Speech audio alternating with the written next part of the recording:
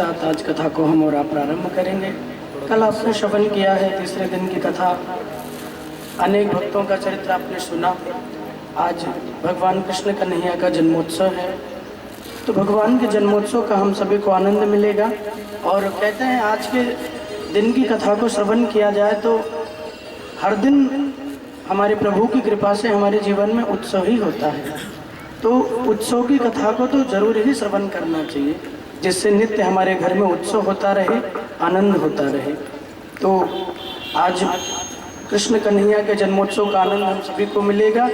आइए बड़े प्रेम और भाव के साथ दोनों हाथ जोड़ें, नेत्र बंद करें, जो जहाँ हैं वहीं से प्रणाम करते हुए कुछ पल के लिए भगवान को याद करें। फिर आगे आज हम लोग कथा की ओर चलेंगे और बड़े सुंदर भाव को श्रवण करेंगे। ओम स्वस्ति श्री गणेशाय नमः। ओम नमो भगवते वासुदेवाय नमः। श्री गुरु चरण कमलेभ्यो नमः।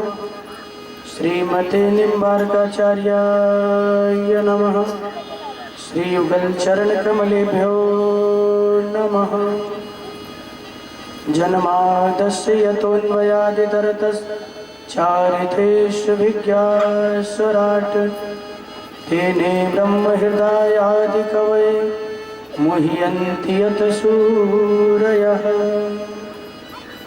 तेजो वारिमृदां यथा विनिमयो यत्र तिसर्गो अमृषा धाम्ना स्वेन सदा निरस्तगुहकं सत्यं परं धीमहि। ध्येयं सदा परिभवग्नभीष्टदोहं तीर्थास्पदं शिवविरञ्चनुतं शरण्यं प्रत्यार्तिहं प्रणतपालभवाब्धिपूतं वन्दे महापुरुषते चरणारविन्दम्। कृष्णत्वदीयपदपङ्कजपञ्जरान्ते अद्यैव मे विशतु मानसे राजहंस। कि प्राणप्रयाण समये कफवातपित्तै कण्ठावरोधन विधौ स्मरणं कुतस्ते। सच्चिदानन्दरूपाय विश्वोत्पत्त्यादिहेतवे तापत्रय विनाशाय श्रीकृष्णाय वयं नुमः। कि नारायणं नमस्कृत्य नरं चैव नरोत्तमं देवीं सरस्वतीं व्यासं ततो जयमुदीरयेत्। हे कृष्ण करुणा सिन्धु देवदेव जगत्पते गोपेश गोपिकाकान्त राधाकान्त नमोस्तुते। आपदामपहर्तारं दातारं सर्वसम्पदां लोकाभिरामं श्रीरामं भूयो भूयो नमाम्यहम्। अतुलितबलधामं हेमशैलाभृदेहं धनुजवन्कृशानुं ज्ञानिनां यग्रगण्यं सकलगुणनिधानं वानराणामधीशं रघुपतिप्रियभक्तं वात्यजातं नमामि। राधा साध्यं साधनं यस्य राधा कि मन्त्रो राधा मन्त्रदात्री च राधा कि सर्वं राधा जीवनं यस्य राधा राधा राधा वाचि किं तस्य शेषम्। श्री राधे मेरी स्वामिनी मैं राधे तेरोदास जन्म जन्म मोह दीजियो श्री वृंदावन वास। बरसाने की राधिका नंदगांव के श्याम इनके चरणन में करूँ मैं कोटि कोटि प्रणाम। सब द्वारन को छोड़कर मैं आयो तुम्हारे द्वार। हे वृषभानु की लाडली निक मेरी ओर निहार। अखंड मंडलाकारं व्याप्तं येन चराचरं तत्पदं दर्शितं येन तस्मै श्री गुरवे नमः। कृष्णं नारायणं वन्दे कृष्णं वन्दे व्रजप्रियं कृष्णं द्वैपायनं वन्दे कृष्णौ वन्दे वृथासुतं कृष्णौ वन्दे वृथासुतं कृष्णौ वन्दे वृथासुतं।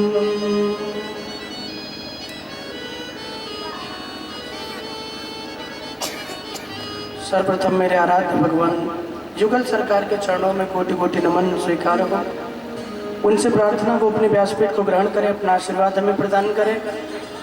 उनके उपरांत परम श्रद्धेय सद्गुरुदेव भगवान के चरणों में कोटि कोटि नमन। उनसे प्रार्थना वो भी अपना आशीर्वाद बनाए, अपना स्थान लें। नगर देवता, स्थान देवता, ग्रामीण देवता, वास्तु देवता, इन सभी के चरणों में बार बार प्रणाम। ये भी अपना स्थान लें। और दूर दराज से जो प्रभु प्रेमी यहाँ भगवान की कथा को श्रवण करने के लिए पधारे हैं, आप सभी प्रभु प्रेमियों के हृदय में विराजमान मेरे सर्वेश्वर भगवान को कोटि कोटि नमन और प्यार भरा राधे।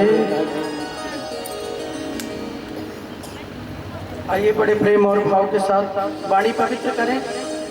जैसा आपको मालूम है, भगवत नाम उच्चारण करते हुए आज के प्रसंग को हम और आप आगे बढ़ाएं। ये भगवान की कथाएं, ये ठाकुर जी के गीत ही हैं जो हमें प्रभु की याद दिलाते हैं। अगर ये कथा ना हो, ये गीत ना हो तो कौन प्रभु की याद हमें दिलाए? कैसे हमें ठाकुर जी की याद आए? ये बड़ी कृपा है संतों की, बड़ी कृपा है हमारे ऋषियों की, जिन्होंने ऐसे सुंदर सुंदर हमें ग्रंथ दिए हैं, जिनके द्वारा हम सुंदर भगवान की कथाओं का श्रवण करके प्रभु के नज़दीक जाते हैं, उनसे अपना एक रिश्ता बनाते हैं। तो आइए आज एक भजन गुनगुनाएं प्यारा सा। आप सभी मेरे साथ गाइएगा। और देखो, दो चीज मत करिएगा। कल मैंने कहा था ना, बोले जब नाम संकीर्तन हो तो हाथों से ताली बजे, हाथ में मेहंदी मत लगाइएगा। और जब भगवान के लिए भजन गाना हो तो प्लीज मुंह में दही मत जमाइएगा। गाइएगा मेरे साथ। आप गाओगे तो आपको भी आनंद आएगा। हो जादूगर श्याम मेरा दिल लूट ले गया, सोना सोना मुखड़ा में देखता ही रह गया। प्रेम से गाइए। हो जादूगर श्याम मेरा दिल लूट ले गया, सोना सोना मुखड़ा में देखता ही रह गया। जादूगर श्याम मेरा दिल लूट ले गया, सोना सोना मुखड़ा में देखता ही रह गया। वो जादूगर श्याम मेरा दिल लूट ले गया, सोना सोना मुखड़ा में देखता ही रह गया। जादूगर श्याम मेरा दिल लूट ले गया, सोना सभी का ये प्रेम से देखता ही रह गया। वो सोना सोना मुखड़ा में देखता ही रह गया, सोना सोना मुखड़ा में देखता ही रह गया। वो सोना सोना मुखड़ा में देखता ही रह गया, सोना सोना मुखड़ा में देखता ही रह गया। वो देखता ही रह गया। जादूगर श्याम मेरा दिल लूट ले गया, सोना सोना मुखड़ा में देखता ही रह गया। जादूगर श्याम मेरा दिल लूट ले गया, सोना सोना मुखड़ा में देखता ही रह गया। दोनों हाथ से ताली से बात करें। जाओ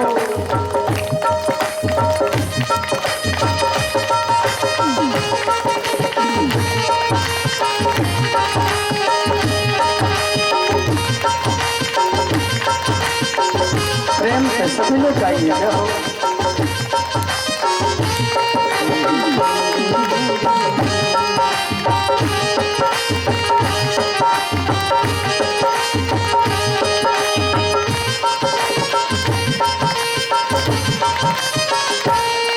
बोले राधा रानी सरकार की जय हो।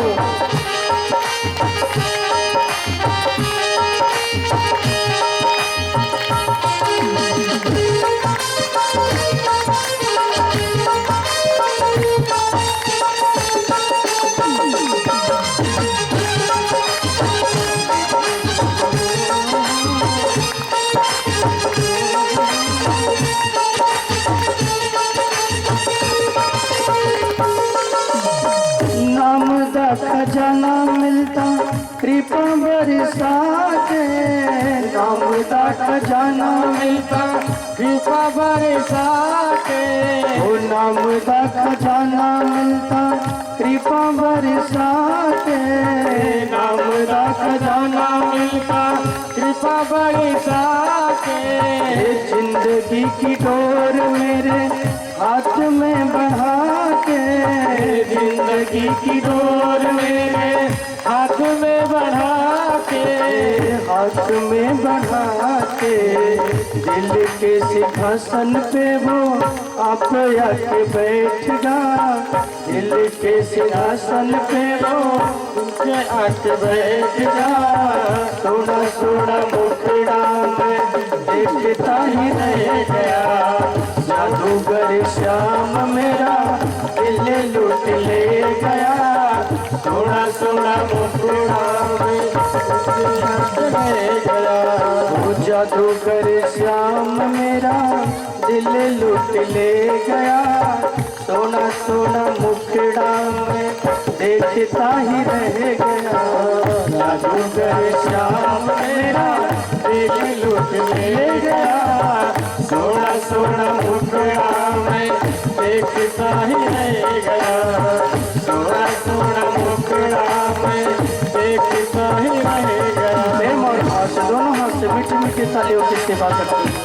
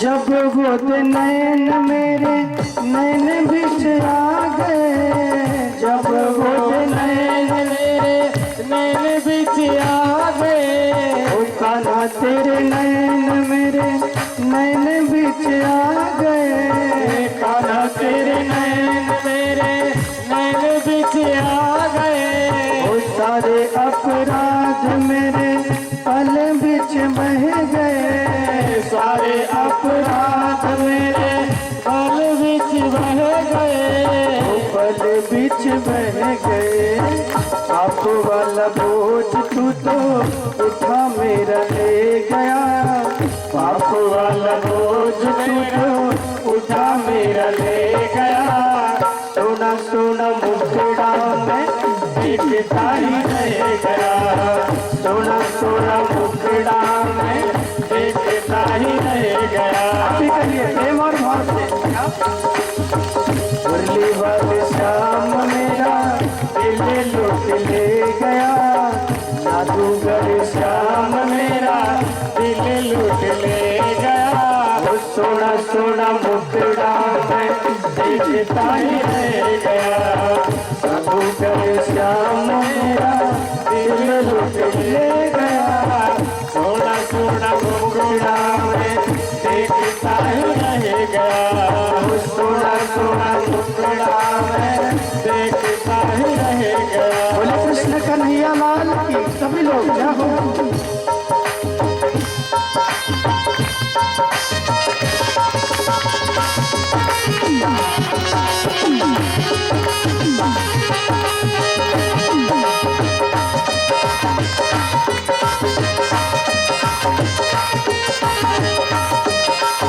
सभी लोग मिट्टी मिट्टी तालियों की सेवा करते हैं।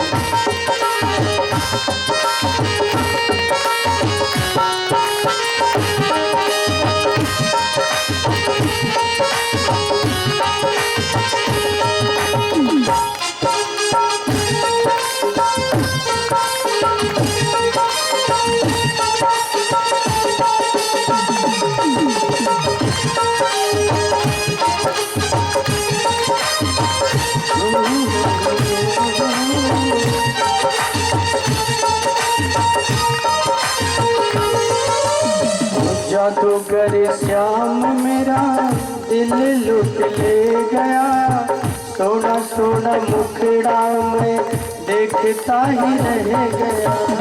जादूगर श्याम मेरा दिल लुट ले गया, सोना सोना मुखड़ा में देखता ही रह गया। सोना सोना मुखड़ा में देखता ही रह गया, सोना सोना मुखड़ा में देखता ही रह गया।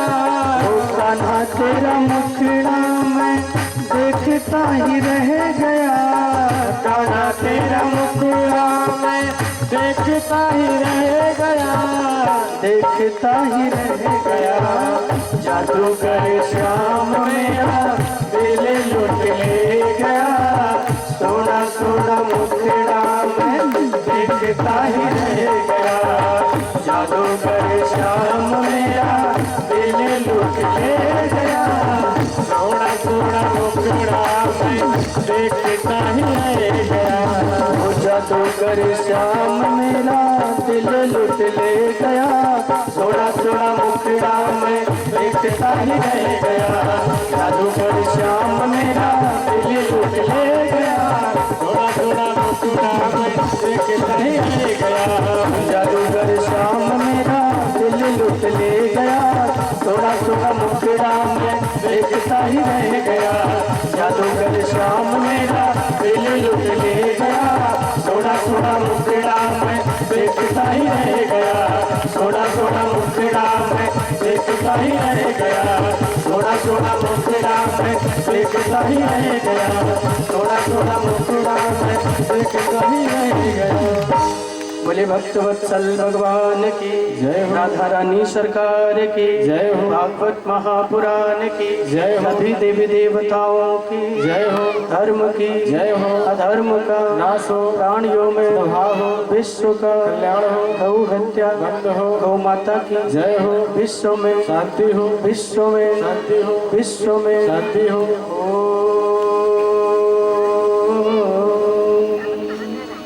शांति शांति शांति।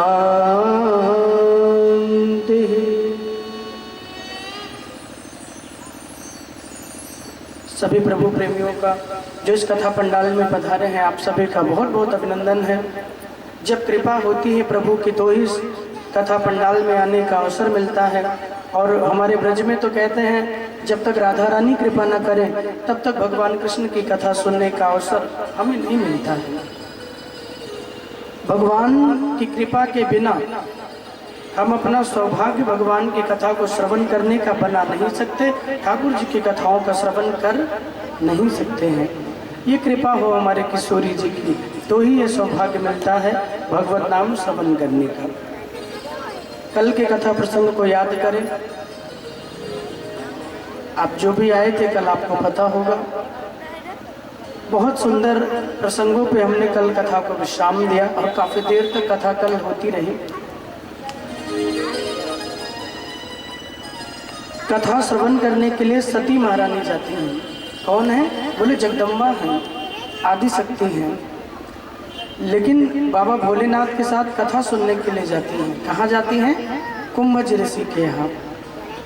बाबा अगस्त के आश्रम में गई कथा सुनने, लेकिन कथा श्रवण का फल भी अलग अलग है, क्योंकि कथाओं के श्रोता भी कई प्रकार के होते हैं। हमारे बाबा जी कहते हैं कि 4 प्रकार के श्रोता होते हैं कथा सुनने वाले। बोले एक तो जो 1 नंबर के श्रोता हैं, उत्तम क्वालिटी के, वो हैं श्रोता। कौन है? श्रोता। जैसे आप लोग हो, एकदम उत्तम क्वालिटी के, ए ग्रेड वाले, जो एकदम प्रेम से कथा बैठकर श्रवण करते हैं, आनंद लेते हैं, बिल्कुल बिना शांति किए, बिना उठे बैठे, बिना बातचीत किए पूरी कथा सुनते हैं और पूरी कथा का उन्हें फल मिलता है। एक हो गए श्रोता, दूसरे होते हैं श्रोता। सुपारी काटने वाले को अच्छे से मालूम होगा श्रोता, हम सब कहा जाने, वह डाले गए ना तो आपको पता होना, हमारा सुना है।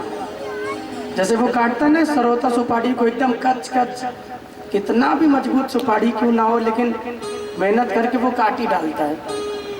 तो वो है श्रोता, ये दूसरे क्वालिटी वाले श्रोता है। बोले कथा तो सुनते हैं लेकिन पूरी कथा ही श्रोता सुपारी जैसे काट डालते हैं। समझ गए ना, ज्यादा विस्तार नहीं कर रहे हैं। वो हो गए श्रोता। तीसरे हैं सोताराम। ये कौन है? बोले ये आते हैं कथा पंडाल में बैठे और बढ़िया कोई स्थान मिल गया वहीं बैठ के टेका लेके सो गए। ये हो गए सोताराम, सोए जा रहे हैं आनंद में। बोले कब जगेंगे? बोले जब प्रसाद बटेगा तब जग जाएंगे। और चौथे होते हैं सोटाराम। हालांकि वो आजकल नहीं आते, 3 ही आते हैं। पहले जमाने में जब हमारे दादाजी लोग या जो भी जाते थे तो डंडा लेके सुनने जाते थे ना कथा, सभी लोग। सोटा, उसे गाँव में बोलते हैं सोटा। बोले क्यों लेकर जाते थे? बोले अगर महाराज जी कथा ठीक से नहीं सुना पाए तो इसी से उनकी सेवा करेंगे। तो अच्छा हुआ कि वो नहीं आते। सोटा राम नहीं, 3 ही आते हैं, लेकिन उत्तम क्वालिटी का श्रोता होना चाहिए। श्रवण भी जो करें उसका मंथन हो, उसका मनन हो। कई लोग कहते हैं ना कथाएं बहुत कुछ देती हैं। फिर किसी ने प्रश्न किया, बोले महाराज हमने तो पूरा जीवन ही कथा में लगा दिया, सारी जिंदगी कथा श्रवण किया, लेकिन आज तक हमें तो कुछ मिले ना। सुना बहुत लेकिन मिला कुछ नहीं। बोले केवल श्रवण करने से थोड़ी मिलेगा, फिर कैसे मिलेगा? बोले श्रवण करके जब कथा को अपने जीवन में उतारोगे तभी तो मिलेगा। भोजन देखने से तृप्ति होती है, भोजन का नाम सुनने से तृप्ति होती है, या भोजन चला जाए पेट में तो तृप्ति होती है। जब कर लेंगे तभी तो पेट भरेगा ना, देखने से थोड़ी बढ़ेगा। तो कथा भी ऐसी है प्रभु की। बोले जो जैसे भाव से कथा को सुनता है भगवान उसी भाव से उसे श्रवण करा देते हैं। और याद रखना ये कथा 4 फल देती है, धर्म अर्थ काम मोक्ष। यस्या श्रवण मात्रेण हरिश्चित्तम समाश्रयेत एतस्माद् परम किंचित मनः शुद्धेन विद्यते। यस्या श्रवण मात्रेण, भागवत गर्जना करती है महात्म्य में मेरे बंधु बांधव कि केवल भागवत श्रवण कर लेने मात्र से भगवान आकर हृदय में बैठ जाते हैं। समाश्रयेत, भगवान हृदय में समाहित हो जाते हैं। बोले तो बाद में क्यों निकल जाते हैं? बोले बाद में भाव भी तो चला जाता है। जब तक कथा पंडाल में बैठे होते हैं तब तक दुनियादारी की कोई चिंता नहीं होती, घर परिवार का उतना ध्यान नहीं होता। हाँ वो अलग बात है कि कोई सासू माँ चाबी घर में भूल के चली आई हो और वो चिंता में हो कि बहू घर में अकेली है, चाबी तो वहीं लॉकर की भूल आई मैं, वो भले चिंता करे। बाकी तो जिन्होंने सब जिम्मेदारी दे दी, बोले अपना क्या है। 50 साल तक मैंने पहले दिन कहा था घर परिवार को देखो, लेकिन 50 के बाद भजन करो। 50 के बाद फिर घर परिवार में मन नहीं लगाना चाहिए कि फिर उसी में लगे रहो, ये नाती ये पोते ये वो। 50 के बाद घर परिवार मोह माया त्याग करो, छोड़ के नहीं जाना, रहना घर में ही है। मोह माया त्याग करके हरि भजन करो, ठाकुर जी के बनो और अपने आप आत्म कल्याण होगा। सती महारानी कथा श्रवण करती हैं, लेकिन कथा श्रवण बाबा भोलेनाथ ने प्रेम से किया। इनका मन किंतु परंतु में लगा रहा, इसीलिए अपने पिता के यज्ञ में जाके शरीर को जलाना पड़ा। कथा श्रवण में भेद हुआ, कथा का फल नहीं मिला। दक्ष के यज्ञ को पूर्ण किया भगवान महादेव ने, सब ने जाकर उन्हें मनाया है। शिव जी जो परम दयालु हैं, बहुत कृपालु हैं, बहुत शीघ्र भगवान भोलेनाथ प्रसन्न होते हैं। इतने शीघ्र प्रसन्न होते हैं कि पूछिए मत। शिव पुराण में कथा आती है, छोटी सी मैं आपको सुना दूं भगवान शिव की, कि केवल भगवान छोटी सी भावना से ठाकुर जी प्रसन्न हो जाते हैं। एक कथा भक्त की आती है, एक भील किसी राजा के साथ उसकी सेवा में हमेशा रहता था, 24 घंटे राजा की सेवा किया करता था। एक दिन राजा शिकार खेलने के लिए जंगल में गए, और जब राजा शिकार खेलने के लिए जंगल में गए तो वो भील भी गया उनके साथ। अचानक एक जगह से वो दोनों निकल रहे थे तो उन्होंने देखा कि एक टूटा वीरान बहुत पुराना मंदिर पड़ा है, ना कोई पूजा करने वाला ना कोई सेवक, लता पताओं से ढक गया है। लेकिन उस मंदिर के बीच में भगवान शिव का एक बहुत सुंदर अर्घा और शिवलिंग बना है।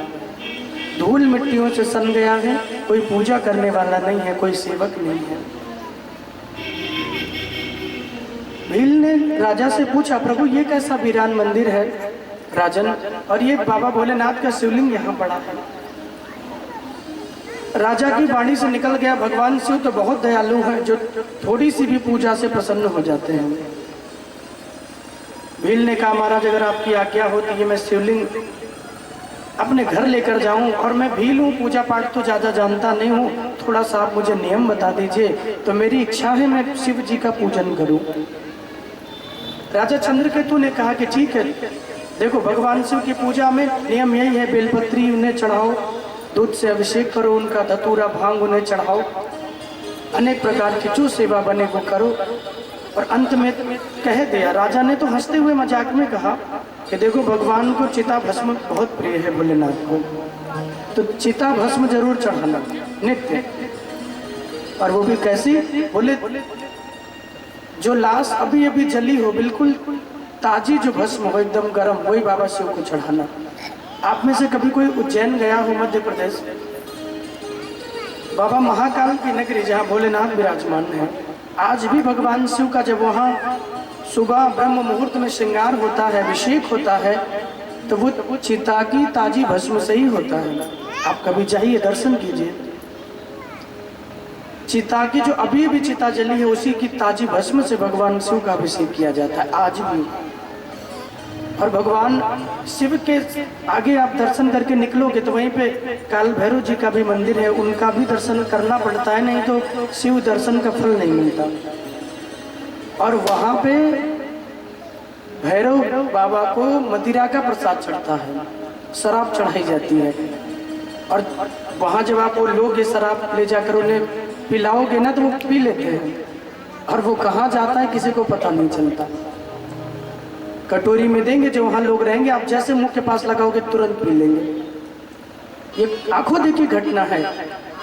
कहाँ जाता है, ना कोई व्यवस्था है ना कुछ है, लेकिन कैसी कृपा है प्रभु की, जितना भी दिन भर में न जाने कितने कुंटल पीते रहते हैं लोग। कोई देखने के लिए पिलाता है, कोई श्रद्धा से पिलाता है, कोई चेक करने के लिए चलो देखो पीते हैं कि नहीं पीते। अलग अलग भाव है। आप कभी जाइए तो आप खुद देखोगे, तब आपको भरोसा होगा। तो उन्होंने कहा कि चिता की भस्म जरूर चढ़ाना। बोले ठीक है। लेकर वो शिवलिंग भील अपने घर में आया। भील की पत्नी भीलनी। अब भीलों के यहाँ कौन से पूजा पाठ तो होता नहीं कि कोई साफ सफाई हो, कोई नियम हो।